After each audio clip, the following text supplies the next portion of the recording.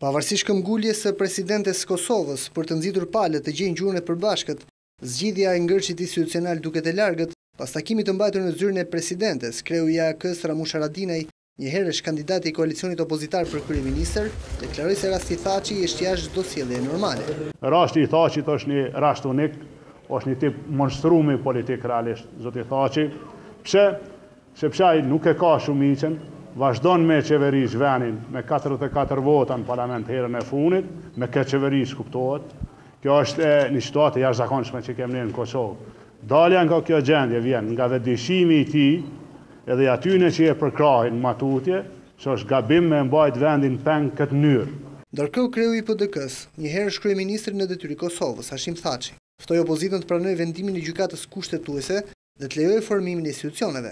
Ftoi gjithë spektrin politik që të reflektojnë dhe të kuptojnë se në marrëveshje mund të arrihet përmes komunikimit në mënyrë që t'i japim vendit institucione stabile.